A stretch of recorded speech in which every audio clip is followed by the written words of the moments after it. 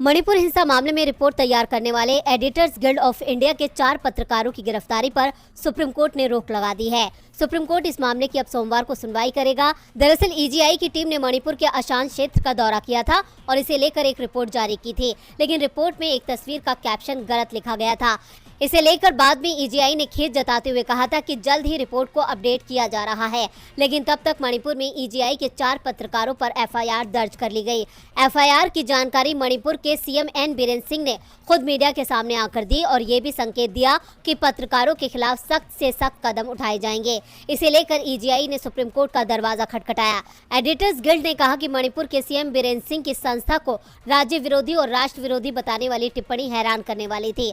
दरअसल ईजीआई ने 2 सितंबर को 24 पेज की एक रिपोर्ट जारी की थी, जिसे मौके पर पहुंचकर लोगों के बयान के आधार पर तैयार किया गया था, जिसमें कहा गया है कि जातीय टकराव में मीडिया की रिपोर्ट एक तरफा थी और राज्य का नेतृत्व भी एक पक्षीय कार्रवाई कर रहा था, जबकि सरकार को किसी का पक्ष लेने से बचना चाहिए था, लेकिन वो एक लोकतांत्रिक सरकार के रूप में अपना कर्तव्य निभाने में विफल रही, जिसे पूरे राज्य का प्रतिनिधित्व करना चाहिए था। लेकिन इस रिपोर्ट में एक तस्वीर में कुकी समुदाय के एक व्यक्ति के घर से धुआं उठने का दावा किया गया था, जो वास्तव में एक वन अधिकारी का ऑफिस था, जिस पर ईजीआई ने सफाई देते हुए कहा कि कैप्शन की गलती के चलते ये हुआ और इसमें बदलाव किया जा रहा है। लेकिन इसी रिपोर्ट को लेकर मणिपुर में ईजीआई के अध्यक्ष और 3 सदस्य सीमा गुहा, भारत भूषण और संजय कपूर के खिलाफ एफआईआर दर्ज करा दी गई, लेकिन अब कोर्ट ने चारों पत्रकारों की गिरफ्तारी पर रोक लगा दी है।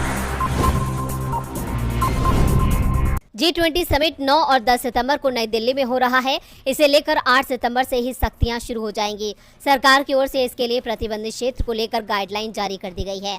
जरूरी चीजों को छोड़कर बाकी सब बंद रहेगा। डेली की तरह बाजार नहीं लगेगा, ऑटो रिक्शा और प्राइवेट टैक्सी नहीं चलेगी, ऑनलाइन डिलीवरी नहीं होगी, यहाँ तक कि इस जोन के स्कूल, कॉलेज और ऑफिस सब बंद रहेंगे। दिल्ली पुलिस ने कहा है कि सभी मेट्रो स्टेशन सामान्य रूप से काम करेंगे। हालांकि कुछ मेट्रो स्टेशनों पर हो सकता है कि 10 से 15 मिनट के लिए एंट्री एग्जिट बंद हो जाए, लेकिन प्रगति मैदान मेट्रो स्टेशन 9 से 10 सितंबर को पूरी तरह बंद रहेगा।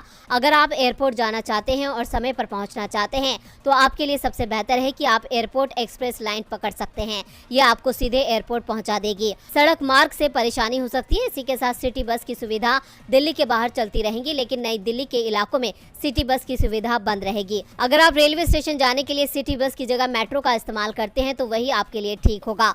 वहीं आपको बता दें कि दिल्ली मेट्रो की ओर से जारी की गई प्रेस रिलीज के मुताबिक 8 सितंबर से 10 सितंबर के बीच सभी टर्मिनल स्टेशन से सुबह 4 बजे से सर्विस शुरू हो जाएगी।